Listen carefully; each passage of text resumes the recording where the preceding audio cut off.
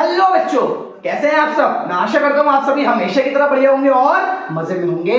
तो एक बार फिर से मैं गुमनाम सर और आप सभी का बहुत बहुत स्वागत है आपके अपने चैनल मिस्टर गुमनाम सर में। तो बेटा, जैसा कि अगर आप यहाँ पर केमिस्ट्री पढ़ने के लिए आए हैं और किस क्लास की, क्लास 11th की, तो बिल्कुल यहाँ सही जगह आए हैं। ठीक है, तो देखो अपने चैनल पर क्लास 10th 11th 12 सिर्फ इन्हीं 3 क्लास के लिए अच्छे से पढ़ाई कराई जाती है और अच्छे से सिखाया जाता है। ओनली केमिस्ट्री का पोर्शन और क्लास 10th के लिए कंप्लीट साइंस। ठीक है, बाकी मैं आपके लिए बहुत जल्द ही कंपटीशन लेवल के भी वीडियो जरूर लेकर आऊंगा, जिससे आप उनमें भी जो आपके डाउट्स हो वो आप अच्छे से कवर कर सके। फिलहाल कंपटीशन क्या है, 11 12 के टॉपिक ही तो कंपटीशन में पूछे जाते हैं, तो अगर आपने 11 12 में पकड़ बनाई तो कंपटीशन आपका बहुत ही आसान हो जाना है। ठीक है, तो देखो बेटा, मैं आपको थोड़ा सा बता दूं, आज जो है ना क्लास 11th का केमिस्ट्री का चैप्टर नंबर 1 चल रहा है, रसायन विज्ञान की कुछ मूल अवधारणाएं, और आज इसका क्या है, वीडियो नंबर 2 है। ठीक है, इसका पहला वीडियो एक बार जरूर ध्यान रखना, आपको अगर अच्छे से क्लास 11 की तैयारी करनी है और सुंदर से नोट्स बनाने हैं कंप्लीट केमिस्ट्री के लिए, तो आपको क्या करना है, इसका पहला वीडियो जो मैंने सिखाया नीचे डिस्क्रिप्शन में टॉप पे लिंक दे दूंगा आपको, आप वहां से जाकर उस वीडियो को पहले जरूर देखना। फिर आप अगर इससे पढ़ाई करेंगे ना तो बहुत ही अच्छा होता चला जाएगा। आपको पूरा स्टेप बाय स्टेप पूरी सीरीज, पूरी प्लेलिस्ट सब बनाकर मिलेगा, आपको सारे चैप्टर्स अच्छे से तैयार करा दिए जाएंगे। तो देखो बेटा, भाई द्रव्य पदार्थ के गुण आज का हमारा टॉपिक क्या है, और चैप्टर हमारा जो रसायन विज्ञान की कुछ मूल अवधारणाएं हैं। ठीक है, तो उसमें हम पिछले वीडियो में पढ़ चुके हैं कि भाई रसायन विज्ञान की कुछ मूल अवधारणाएं, इसकी शुरुआत कहां से करेंगे, हमने पिछले वीडियो में पढ़ा था। अब तो वहां पर हमने लास्ट में जाकर पदार्थ के वर्गीकरण को लिया था, पदार्थ का वर्गीकरण करा था, क्लासिफिकेशन ऑफ मैटर किया था। ठीक है, तो आज हम उसी के आगे पदार्थ के गुणों को सीखने वाले हैं। अगर आप सुंदर से नोट्स बनाए यहीं से आप उसके आगे से आपके नोट्स बन जाएंगे। तो भाई पदार्थ के गुणों को सीखने वाले हैं। देखो ये गुण निम्न है, कौन कौन से गुण होते हैं, जैसे कि द्रव्यमान हो गया, भार हो गया, आयतन हो गया, घनत्व हो गया, ठीक है, और आपका तापक्रम हो गया। ये गुण जो होते हैं पदार्थ के क्या कहलाते हैं, गुण कहलाते हैं। ठीक है, अब देखो कोई सा भी पदार्थ है तो उसके लिए भाई अगर वो पदार्थ है, मैंने कल बताया था आपको डेफिनेशन में क्या बोला था, भाई भार होता है पदार्थ में। तो भाई देखो सिंपल सा पहले क्या है, पहले हम इसका पहला गुण पढ़ते हैं, द्रव्यमान। द्रव्यमान को इंग्लिश कहते हैं मास। देखो द्रव्यमान होता क्या है, किसी वस्तु में उपस्थित पदार्थ की मात्रा को उस वस्तु का द्रव्यमान कहते हैं। भाई जैसे कि ये मेरे पास एक मार्कर है, अब इस मार्कर में ये किसी ना किसी पदार्थ से मिलकर बना है ना, तो उस पदार्थ की मात्रा भी तो इसमें खर्च हुई है कि नहीं हुई है बनाने में। तो इसे बनाने में अगर मान लीजिए प्लास्टिक से बना है, तो इसे बनाने में जितनी प्लास्टिक की मात्रा खर्च हुई है वही मात्रा इसका क्या कहलाएगी, द्रव्यमान कहलाएगी। क्लियर। अब याद रखना द्रव्यमान जो होता है इसका मात्रा किलोग्राम, मिलीग्राम, ग्राम होता है। ठीक है, इतना क्लियर है। अब एक चीज और बेटा सुन लो यहां पर, क्योंकि ये द्रव्यमान जो है ना ये हमसे कहीं नहीं पूछा जाने वाला, लेकिन न्यूमेरिकल्स इस चैप्टर की मेन जीत क्या है। अगर आपको इस चैप्टर के न्यूमेरिकल्स अच्छे से आते हैं ना तो चैप्टर बहुत ही अच्छा लगेगा पढ़ने में और अच्छे से आप सीख भी सकेंगे और नंबर भर भर के मिलेंगे आपको। तो देखो क्या है ना भाई, इसमें इसका रोल नहीं है, इससे इस नोट का रोल ज्यादा है। कैसे ज्यादा है, मैंने यहां पर क्या लिखा, किसी परमाणु का द्रव्यमान उसके नाभिक के बराबर होता है। अब भाई चैप्टर क्या है, रसायन विज्ञान की कुछ मूल अवधारणाएं। रसायन विज्ञान के बेसिक की शुरुआत हो रही है। बेसिक, इस चैप्टर में रसायन विज्ञान की कुछ मूल अवधारणाएं, some basic concept of chemistry. तो बेसिक कॉन्सेप्ट है ना, मतलब जहां से केमिस्ट्री की शुरुआत हो सके या की जा सके। तो बेटा अगर बेसिक कॉन्सेप्ट आ रहा है तो परमाणु दूर थोड़ी ना रहेगा। भाई सब जानते हैं पदार्थ को अगर छोटे छोटे कणों में तोड़ा जाए तो जो उसका लास्ट कण मिलेगा, जो सबसे छोटा पार्टिकल किसी भी पदार्थ का होगा वो क्या कहलाएगा, वही तो परमाणु कहलाता है, जिसे और ज्यादा तोड़ा ना जा सके। ठीक है, वो परमाणु कहलाता है। और परमाणु की संरचना बेटा कुछ इस प्रकार से होती है, सबसे बीच में उसका क्या पाया जाता है, नाभिक, और नाभिक के चारों ओर इस तरीके से उसमें पाई जाती है क्या, कक्षाएं। नाभिक के चारों ओर क्या पाई जाती है बेटा, कक्षाएं। अब मजेदार बात सीखो, यहां पर एक मजेदार बात सीखो, मैंने क्या बोला, किसी परमाणु का द्रव्यमान उसके नाभिक के बराबर होता है। अब मुझे एक चीज बताओ, देखो नाभिक में तो रोल उसके अगर मतलब सॉरी परमाणु की संरचना आई है, ये है क्या, ये परमाणु है। अब एक चीज ये बताना, अगर ये परमाणु है तो इस परमाणु में रोल जितना नाभिक का है उतना बाहर की कक्षाओं का भी है, क्योंकि देखने में तो आकार कक्षाओं से ज्यादा बड़ा दिख रहा है, नहीं दिख रहा है। दिख रहा नहीं दिख रहा? लेकिन मेन चीज क्या, नाभिक में क्या पाए जाते हैं? नाभिक में पाए जाते हैं प्रोटॉन और न्यूट्रॉन। प्रोटॉन और न्यूट्रॉन नाभिक में पाए जाते हैं। भाई प्रोटॉन के लिए P, न्यूट्रॉन के लिए N लिख दिया हमने। तो नाभिक में जब प्रोटॉन और न्यूट्रॉन पाए जाते हैं, और नोट क्या कह रहा है, किसी परमाणु का द्रव्यमान जो होता है वो उसके नाभिक के बराबर होता है। मतलब, और नाभिक में प्रोटॉन और न्यूट्रॉन है, मतलब जो उसका द्रव्यमान होगा, भाई जो इसके बेस पर परमाणु का जो द्रव्यमान होगा वो किसके बराबर होगा? प्रोटॉन प्लस न्यूट्रॉन के बराबर होगा। यही तो होगा भाई, परमाणु का द्रव्यमान नाभिक के बराबर, और नाभिक के अंदर कौन पाया गया? प्रोटॉन और न्यूट्रॉन। तो परमाणु का जो द्रव्यमान होगा वो प्रोटॉन और न्यूट्रॉन के बराबर होगा, और इसी को हम द्रव्यमान संख्या भी कहते हैं, जो हम तुम्हें अगले चैप्टर में पढ़ाएंगे द्रव्यमान संख्या के बारे में। इसको इस चैप्टर में ज्यादा डिटेल में नहीं घुसेंगे, जब परमाणु संरचना पढ़ेंगे ना तो वहां पर ये टॉपिक और मजेदार लगेगा, पढ़ने में मजा आ जाएगा। तो अभी के लिए आप ऐसे करके याद रखो, परमाणु का द्रव्यमान जो है वो परमाणु के नाभिक के बराबर होता है, और नाभिक में पाए जाते हैं प्रोटॉन और न्यूट्रॉन, और जो प्रोटॉन और न्यूट्रॉन का परमाणु का द्रव्यमान होता है वही क्या कहलाती है? द्रव्यमान संख्या कहलाती है। अब एक बात मुझे ये बताओ, अगर नाभिक में प्रोटॉन और न्यूट्रॉन पाए गए तो बाहर कौन पाया जाएगा? भाई बाहर भी तो इस तरीके से इलेक्ट्रॉन्स पाए जाते हैं ना, यूं करके, होते नहीं होते? यूं करके। अब देखो, पहली कक्षा में 2 इलेक्ट्रॉन होते हैं, दूसरी में 8 होते हैं, तीसरे में 3। सब चीजें आपकी यार जो अगला चैप्टर है परमाणु संरचना, आसान हो जाएंगी, बिल्कुल भी डाउट्स नहीं होगा। अभी के लिए आपको ये देखना है भाई, परमाणु की संरचना कुछ इस प्रकार से होती है, और सेंटर में जो होता है बीच वाला भाग, इसको नाभिक बोलते हैं। हम ये भी सिद्ध कर लेंगे कि नाभिक कैसा होता है, कैसे खोजेंगे सब कुछ, लेकिन वो परमाणु संरचना में। और इसके चारों ओर कक्षाएं पाई जाती हैं, इन कक्षाओं में पाए जाते हैं इलेक्ट्रॉन्स। तो ये क्या है आपके? ये है इलेक्ट्रॉन्स। तो भैया एक चीज बताओ, अगर भार में प्रोटॉन और न्यूट्रॉन ने हिस्सा लिया, तो यार इस परमाणु को देखते हुए तो इलेक्ट्रॉनों को भी तो भार में हिस्सा लेना चाहिए। भाई लेना चाहिए, नहीं लेना चाहिए? क्योंकि इलेक्ट्रॉन भी तो इसका हिस्सा है। तो फॉर्मूले में proton plus neutron plus electron होना चाहिए, नहीं होना चाहिए? लेकिन यहां पर क्या है, यहां पर मैंने बोला जो होता है उसका द्रव्यमान वो केवल प्रोटॉन और न्यूट्रॉन के बराबर होता है। ऐसा इसलिए बोला बेटा, इलेक्ट्रॉन जो होते हैं ना, इलेक्ट्रॉन्स, इन इलेक्ट्रॉन्स का इसमें कोई रोल नहीं होता है। क्यों नहीं होता है? क्योंकि इलेक्ट्रॉन का भार ना बहुत ही कम होता है, और बहुत कम भार होने की वजह से इसका कोई भी इसके वेट में खास योगदान होता ही नहीं है। सब मिलकर भी बहुत ही हल्के रहेंगे, सारे के सारे इलेक्ट्रॉनों का भार, जितने इलेक्ट्रॉन इस परमाणु में है वो मिलकर भी बहुत हल्के से रहेंगे। तो इसीलिए जो आपका परमाणु का द्रव्यमान होता है वो प्रोटॉन और न्यूट्रॉन के कैसा होता है? बराबर होता है। ठीक है, परमाणु का द्रव्यमान प्रोटॉन और न्यूट्रॉन के बराबर होता है। और यहीं से आपका एक टॉपिक बनता है क्या? परमाणु भार।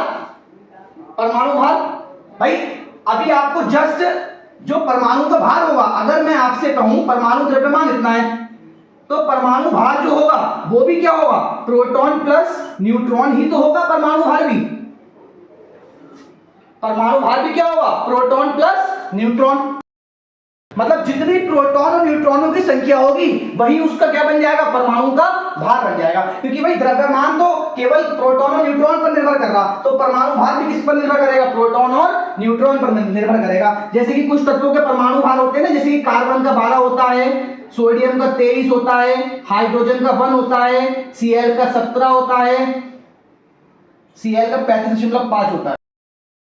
ठीक है, और आपका कैल्शियम का 40 होता है। इस तरीके से बहुत सारे होते हैं, बहुत सारे होते हैं। 118 तक है, तो 118 का भाई अपना परमाणु भार भी है। और मैं इस परमाणु भार की बहुत जरूरत पड़ती है न्यूमेरिकल्स को करने में। मैं आपको परमाणु भार याद करने की ट्रिक भी सिखा दूंगा। अभी जब मैं बेसिक क्लासेस लेकर आऊंगा, बहुत जल्दी बेसिक क्लासेस के वीडियो भी आने वाले हैं, तो जब वो आएंगे ना तो वहां पर आपको इसको याद करने की ट्रिक भी सिखा दी जाएगी। अभी के लिए हमारा क्या है ना, हमारा टॉपिक क्या है भाई? द्रव्यमान। द्रव्यमान के बारे में सिंपल से क्या रखना है? किसी वस्तु में उपस्थित पदार्थ की मात्रा को उस वस्तु का द्रव्यमान कहते हैं। इसका मात्रा किलोग्राम, मिलीग्राम, ग्राम होता है। लेकिन जब परमाणु की बात आएगी तो किसी परमाणु का जो द्रव्यमान होता है ना वो उसके नाभिक के बराबर होता है, क्योंकि इसमें इलेक्ट्रॉनों का खास रोल नहीं होता है। अगर आप चाहे तो इस लाइन में आगे अगर नोट लगाना है तो इसी लाइन में आगे लिख देना, बराबर होता है, इसके आगे लिख देना, क्योंकि इलेक्ट्रॉन का कोई खास योगदान नहीं, या इलेक्ट्रॉन का कोई रोल नहीं होता है, ऐसे करके लिख देना। और फिर उसके बाद आपका परमाणु का द्रव्यमान का फॉर्मूला द्रव्यमान, इसी को बोलते हैं द्रव्यमान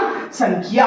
और परमाणु भार भी क्या होगा, प्रोटॉन प्लस न्यूट्रॉन। और एक चीज और याद कर लेना, यहीं पर लिख देते हैं, बाकी अभी आगे चलेंगे जब भार को भी पढ़ेंगे तो क्या होता है ना, परमाणु भार। भाई अगर वो तुमसे पूछ ले एक परमाणु का भार, एक परमाणु का भार, तो उसे कैसे निकालते हैं? एक परमाणु का भार निकालने के लिए जो उस परमाणु का परमाणु भार होगा, उस परमाणु भार को डिवाइड कर देते हैं 6.022 गुणा 10 की घात 23 से डिवाइड कर देते हैं। ये आपका है एक परमाणु का क्या है बेटा, ये आपका एक परमाणु का भार निकालने के लिए फॉर्मूला है।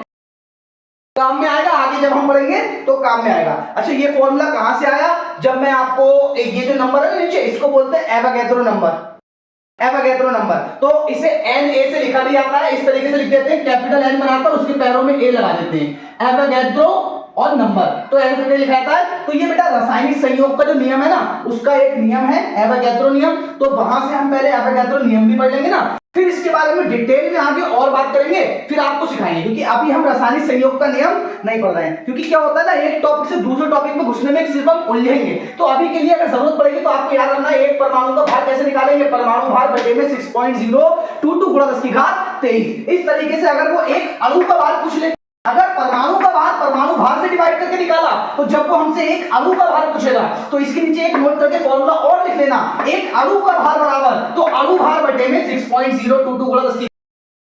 अब ये संख्या जो होती है ये बराबर होती है एक मोल के।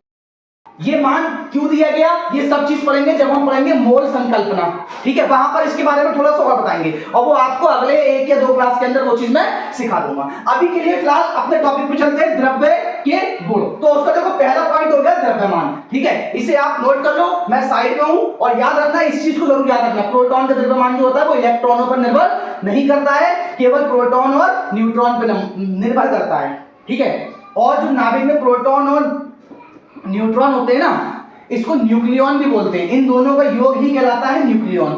वो चीज भी, चलो वो तो मैं आपको अभी आगे भी बता दूंगा यार, कोई ऐसी दिक्कत है, अभी फिलहाल आप इतना रखो यार, ज्यादा कंफ्यूजन क्रिएट नहीं करते, अभी इतना रखो, नोट करो पहले आप इसे जरा। तो देखो बेटा दूसरा पॉइंट क्या है, दूसरा पॉइंट है हमारा पदार्थ के गुण में भार। भार को इन इंग्लिश कहते हैं वेट, भार को कहते हैं वेट। अब देखो भार क्या होता है, भार वह बल होता है जिस बल से पृथ्वी किसी वस्तु को अपनी ओर आकर्षित करती है, वो कहलाता है भार।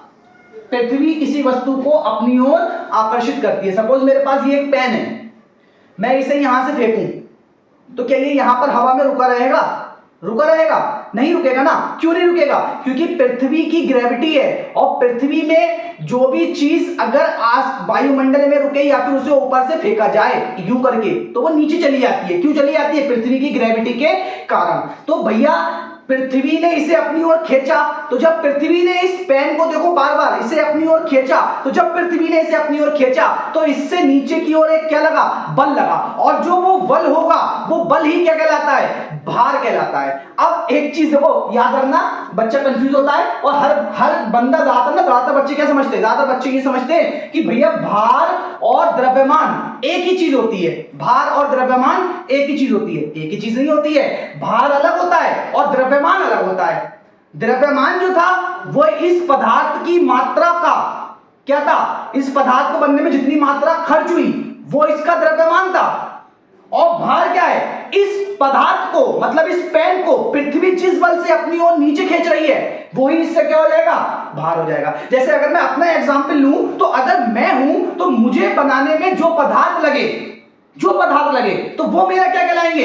उनकी जो मात्रा होगी वो कहलाएगी मेरा द्रव्यमान। और जब मेरे भार की बात आएगी, तो जब मैं किसी ऊंचाई से जाके प्लेन से कूद जाऊं या कुछ और करूं, तो मैं नीचे की ओर बहुत तेजी से आने लगूंगा। तो जिस रफ्तार से मैं नीचे की ओर आऊंगा, तो वो मुझे नीचे की ओर कुछ खींच रहा है। और वो क्या खींच रहा है? वो मुझे खींच रही है बल रेखाएं। पृथ्वी की जो सतह है वहां से ग्रेविटी मुझे नीचे की ओर क्या कर रही है? खींच रही है, और मैं रफ्तार से गिरता चला जा रहा हूं। तो वहां पर एक बल है, वो बल ही क्या कहलाता है? वो बल ही मेरा भार कहलाएगा। तो आगे से बेटा याद रखना कि द्रव्यमान और भार में फर्क होता है। भार, वेट, भाई भार वह बल होता है जिस बल से पृथ्वी किसी वस्तु को अपनी ओर आकर्षित करती है। याद रखना बेटा, ये बल होता है, और वहां पर क्या था? पदार्थ की मात्रा। तो बेटा भार का फॉर्मूला होता है द्रव्यमान इंटू गुरुत्वीय त्वरण। देखो द्रव्यमान आ गया। अगर आप कह दो कि भार जो है द्रव्यमान के बराबर होता है, तो गुरुत्वीय त्वरण क्या करेगी, यहां पर क्या इसका कोई रोल नहीं है, क्या रोल नहीं है कोई, तो बेटा इसका भी तो रोल होता है, नहीं होता है। तो इसी वजह से भाई भार जो होता है वो द्रव्यमान के साथ गुणा कराने पर गुरुत्वीय त्वरण की तो ही मिलता है भार में। और भार का मात्रक कभी भी मत बोल देना कि किलोग्राम होता है, मिलीग्राम होता है, लोग बोल देते हैं, वो भार का मात्रक नहीं होता, वो मात्रक किसका होता है, वो मात्रक द्रव्यमान का होता है कि किलोग्राम है। अब हम मोस्टली क्या करते हैं, भैया 1 किलो सेब दे दो, भार देखो इसका भार कितना है, 1 किलो सेब का भार कितना है, तो बेटा वहां पर वो भार जो हम बोल रहे हैं ना वो गलत है, उसका द्रव्यमान, कि इसका द्रव्यमान कितना है, द्रव्यमान को हम किलोग्राम में कैलकुलेट कर सकते हैं, भार को थोड़ी ना, भार का तो मात्रक अलग आएगा ना, भार का मात्रक अलग कैसे आएगा, देखो भार को लिखते हैं वेट W से, द्रव्यमान को मास M से, गुरुत्वीय त्वरण को ग्रेविटी G से लिखा जाता है। तो देखो इसका मात्रक निकालो भाई, जब इसका मात्रक निकालेंगे द्रव्यमान का मात्रक क्या होता है, किलोग्राम, इंटू में ग्रेविटी का मात्रक होता है मीटर प्रति सेकंड स्क्वायर, तो इसका मात्रक क्या हो गया, किलोग्राम इंटू में मीटर प्रति सेकंड स्क्वायर। और इस पूरे मात्रक के बराबर भैया एक थे साइंटिस्ट जिन्होंने पूरी फिजिक्स की दुनिया में तहलका मचाया और फिजिक्स को खड़ा कर दिया, और उन साइंटिस्ट का नाम क्या था, न्यूटन। तो भैया उन्होंने यही सब दिया था, तो इसका एक मात्रक जो होता है ना वो न्यूटन भी होता है, मतलब किलोग्राम इंटू में मीटर प्रति सेकंड स्क्वायर बराबर किसके होता है, 1 न्यूटन के बराबर होता है। क्लियर हो गया बेटा इतना। अब आगे से ध्यान रखेंगे कि भार अलग होता है, द्रव्यमान अलग होता है, यही तो मैंने बोला है, मेरे वीडियो पर अगर आप पढ़ोगे समय आपका जरूर लगेगा थोड़ा सा ज्यादा, लेकिन मैं आपको चीजें सिखा कर छोड़ूंगा, खाली थ्योरी देकर यार भगाऊंगा नहीं यहाँ से, ठीक है। और मैं कभी देखो इतना लंबा वीडियो हो गया, मैंने तो नहीं कहा आपसे लाइक करो, सब्सक्राइब करो, शेयर करो, कुछ नहीं कहने वाला ऐसा यार। अब देखो आप क्या है भाई, नोट, एक नोट याद रखना, देखो क्या है, किसी वस्तु का द्रव्यमान, मतलब जो वस्तु का द्रव्यमान होता है, अभी हमने पीछे पढ़ा, प्रत्येक स्थान पर समान रहता है, मतलब वो पृथ्वी के किसी भी कोने पर हम चले जाएं, वो जो द्रव्यमान है वो हमेशा एक फिक्स रहेगा, कि अगर किसी का द्रव्यमान 12 है, जैसे कार्बन का है द्रव्यमान 12 है, तो वो हमेशा ही क्या रहेगा, 12 ही रहेगा। अब बारी आती है, परंतु भार बदल जाता है, मतलब स्थान बदलेगा तो भार बदल जाएगा। भार क्यों बदलेगा, क्योंकि देखो बेटा स्थान बदलने पर गुरुत्वीय त्वरण का मान बदलेगा, हर जगह पृथ्वी की ग्रेविटी एक समान थोड़ी ना होगी, कहीं पर हो सकता है पृथ्वी की ग्रेविटी बहुत ज्यादा हो, तो पृथ्वी उस हिस्से में वस्तु को बहुत ज्यादा बल से नीचे खींचेगी, और कहीं पर हो सकता है ग्रेविटी पृथ्वी की कम हो, तो वहां पर वस्तु क्या होगी, बहुत ही कम स्लो नीचे आएगी।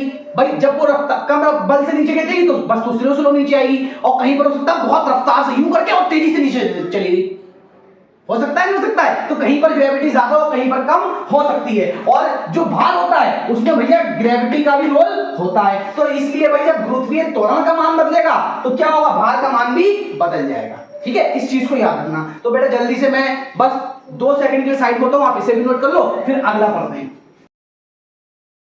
देखो बेटा अब हमारे पास है पदार्थ का तीसरा गुण, जिसको बोलते हैं आयतन, वॉल्यूम। आयतन क्या होता है भाई, देखो किसी वस्तु द्वारा घेरा गया स्थान उसका आयतन कहलाता है, मतलब जो वस्तु होती है वो जितना स्थान घेरती है वही उसका क्या कहलाता है, आयतन कहलाता है। सपोज फॉर एग्जांपल मेरे पास यहां पर ना एक ये बर्तन है, इस बर्तन में मैंने जल को भरा, इसको मैंने क्या भरा है, जल को भरा है। अब इस बर्तन में देखो बेटा इसकी लंबाई भी होगी, इसकी चौड़ाई भी होगी, ठीक है, और इसकी ऊंचाई भी होगी। भाई चौड़ाई जो है ना, लंबाई गुणा चौड़ाई गुणा ऊंचाई, भाई इसकी चौड़ाई तो हम नाप नहीं सकते ना क्योंकि वो ऐसे करकर होगा, तो लंबाई गुणा चौड़ाई गुणा ऊंचाई। आयतन क्या होता है भाई, अगर आयतन कोई आपसे पूछ ले तो आयतन होता है लंबाई गुणा चौड़ाई गुणा ऊंचाई, ये होता है आयतन, ठीक है, लंबाई गुणा चौड़ाई गुणा ऊंचाई। अब देखो जितने हिस्से में इस पात्र में जल भरा है वो ही जल का क्या हो जाएगा, आयतन हो जाएगा, ठीक है। अब अगर वो जल की मात्रा बढ़ाओगे आप तो उसका आयतन क्या करेगा, आयतन बढ़ जाएगा, घटाओगे तो आयतन घट जाएगा। फॉर एग्जाम्पल देखो क्या बोला भाई यहां पर कि गैसों के लिए पात्र का आयतन जो है ना, पात्र का आयतन ही गैसों का आयतन होता है। इसका मतलब क्या है, जैसे कि एक मेरे पास मान लो एक गुब्बारा है, ये एक गुब्बारा है मेरे पास, तो इस गुब्बारे में क्या भरी हुई है, गैस भरी हुई है।